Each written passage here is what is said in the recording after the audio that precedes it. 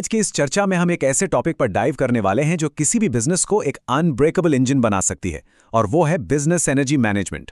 जरा एक माली मतलब एक गार्डनर के बारे में सोचिए। एक अच्छा माली रोज अपने पौधों का ध्यान रखता है ना, मौसम चाहे जैसा भी हो। ऐसा बिल्कुल नहीं होता कि जब धूप निकलेगी तभी वो पानी डालेगा। बिजनेस में भी हमें एग्जैक्टली यही माइंडसेट चाहिए होता है। तो चलिए बिना किसी देरी के इसमें डिटेल में जाते हैं। इस फ्रेमवर्क के 5 मेन हिस्से हैं। पहला, स्टेबिलिटी थ्रू डेली रूटीन्स। दूसरा, डेली एक्टिविटीज फॉर सक्सेस। तीसरा, managing emotional ups and downs. चौथा, हाई एनर्जी एनवायरनमेंट्स मैटर। और आखिर में द पावर ऑफ पर्पस। ये पांचों स्टेप्स हमें सिखाएंगे कि टेम्पररी मूड्स पर डिपेंड होने की जगह सॉलिड डेली रूटीन्स कैसे बनाएं। तो शुरू करते हैं सेक्शन 1 से, स्टेबिलिटी थ्रू डेली रूटीन्स, जिसका मतलब है बिल्डिंग एन अनशेकेबल फाउंडेशन। अब यहाँ पॉइंट ये है कि जैसे एक गार्डनर परफेक्ट मौसम का इंतजार नहीं करता, वैसा ही रूल यहाँ लागू होता है। मोटिवेशन एक्चुअली मौसम की तरह ही होती है, बहुत तेजी से बदलती है, कभी बहुत पीक पर, कभी बिल्कुल जीरो। लेकिन इसके बिल्कुल ऑपोजिट रूटीन हमें स्टेबिलिटी देता है, और लॉन्ग टर्म ग्रोथ के लिए ये स्टेबिलिटी लिटरली सबसे बड़ी रिक्वायरमेंट है। और ये कोड यहाँ बिल्कुल परफेक्टली फिट बैठता है। Successful people don't depend on mood. सच कहें तो काम करने के लिए सही मूड का इंतजार करना प्रोग्रेस के रास्ते की सबसे बड़ी दुश्मन है। अगर सक्सेसफुल होना है तो मूड कैसा भी हो, एक्शन तो लेना ही पड़ेगा फॉर श्योर।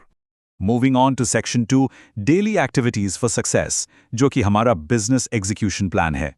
अब सवाल उठता है कि डेली करना क्या चाहिए।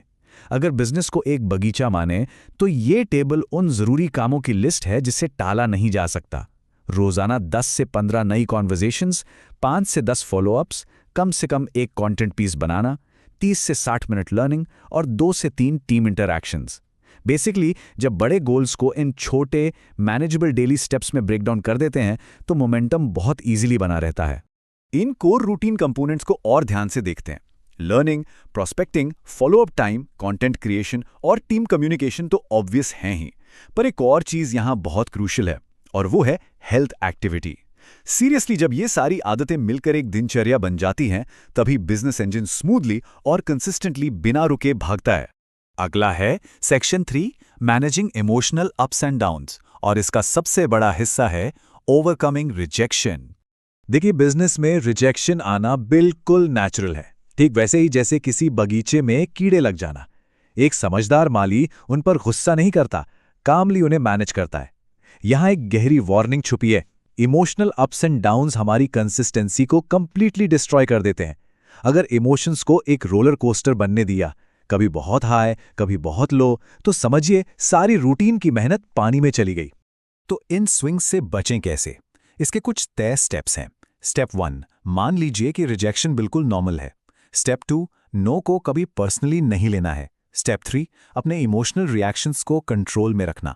और आखिर में सबसे जरूरी बात, हमेशा याद रखना कि एक शांत दिमाग ही सबसे सस्टेनेबल और पावरफुल एनर्जी जनरेट करता है। अ काम माइंड इज इनक्रेडिबली पावरफुल। ये एक बिल्कुल क्लियर प्रिंसिपल है। Your business grows when your emotional stability grows. ये एक एब्सोल्यूट फैक्ट है। इनर रिएक्शंस पर मास्टरी आएगी तभी आउटर वर्ल्ड में सक्सेस दिखेगी। बाहर की सक्सेस लिटरली अंदर की इमोशनल स्टेबिलिटी का ही रिफ्लेक्शन होती है। और ये हमें ले आता है सेक्शन 4 पर, हाई एनर्जी एनवायरनमेंट्स मैटर, यानी द पावर ऑफ सराउंडिंग्स। पौधों को बढ़ने के लिए सिर्फ पानी नहीं, अच्छी धूप और सही मिट्टी भी चाहिए होती है। सेम वैसे ही एक फैक्ट जिससे अक्सर नजरअंदाज कर दिया जाता है, हमारा एनवायरनमेंट हमारी एनर्जी को मोटिवेशन से भी ज्यादा तेजी से इफेक्ट करता है। एक टॉक्सिक एनवायरनमेंट सारी एनर्जी निचोड़ लेगा, और वहीं एक positive environment instant energy boost देता है।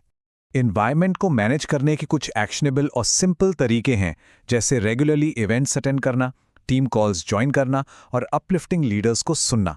लेकिन एक चीज जिसे स्ट्रिक्टली बचना है वो है क्रॉनिक कंप्लेनर्स। जो लोग हमेशा सिर्फ शिकायत करते हैं, वो बगीचे की वीड्स यानी खरपतवार की तरह होते हैं, जो बिना कुछ पॉजिटिव ऐड किए सारी एनर्जी खींच लेते हैं। और उनसे दूर रहना इसलिए जरूरी है क्योंकि एनर्जी इज लिटरली कंटेजियस। ये एक इंसान से दूसरे में बहुत तेजी से ट्रांसफर होती है। इसी वजह से पॉजिटिविटी और हाई एनर्जी वाले लोगों के आसपास रहना बिजनेस के सर्वाइवल और ग्रोथ के लिए एब्सोल्यूट नेसेसरी है। अब आते हैं हमारे आखिरी हिस्से, सेक्शन 5 पर द पावर ऑफ पर्पस यानी फाइंडिंग द अल्टीमेट वाई। ये सेक्शन उस पूरी तरह से खिले हुए बगीचे के विजन जैसा है। ये बिल्कुल सच है कि लोग अनस्टॉपेबल बन जाते हैं जब उनका वाई मजबूत होता है। जब रात दिन मेहनत करने के पीछे एक डीपली रूटेड सॉलिड मकसद होता है ना, तब कोई भी रुकावट सामने टिक ही नहीं सकती। अब अपना अल्टीमेट वाई ढूंढे कैसे? इसके लिए कुछ गहरे सवाल पूछने पड़ेंगे। पहला, ये सफर आखिर शुरू ही क्यों किया था? उस बिजनेस के आइडिया के पीछे की ओरिजिनल स्पार्क, वो पहली सोच क्या थी? उस इनिशियल इंटेंशन को याद करना सबसे पहला कदम है। दूसरा सवाल, किस तरह की लाइफ जीने का लक्ष्य है? जब आने वाले कल का उस अल्टीमेट लाइफस्टाइल का विजन बिल्कुल क्रिस्टल क्लियर होता है दिमाग में, तो वही विजन उन डेली रूटीन्स को लगातार फॉलो करने का असील फ्यूल बन जाता है। और तीसरा, शायद सबसे प्रोफाउंड सवाल, इस सक्सेस पर और कौन डिपेंड करता है? किसका फ्यूचर इन गोल से जुड़ा है? जब दूसरों की भलाई इस पिक्चर में आती है तो डेली डिसिप्लिन मेंटेन करना बहुत नेचुरल हो जाता है। ये एक डीप इमोशनल कनेक्शन बनाता है। और इसी के साथ हम इस चर्चा के बिल्कुल एंड में आते हैं, एक बहुत ही पावरफुल थॉट के साथ। When purpose is strong, excuses become weak. जब मकसद मजबूत होना, तो कोई भी बहाना रास्ते में नहीं टिक सकता। और यही वो फाउंडेशन है जो किसी भी बिजनेस इंजन को लगातार आगे बढ़ाती है। तो क्या अब वक्त नहीं आ गया है अपने उस अनब्रेकेबल रूटीन और पर्पस को डिफाइन करने का? ये सच में एक गहरी सोच विचार वाली बात है। आज की इस चर्चा में बस इतना ही। जुड़े रहने के लिए बहुत बहुत शुक्रिया।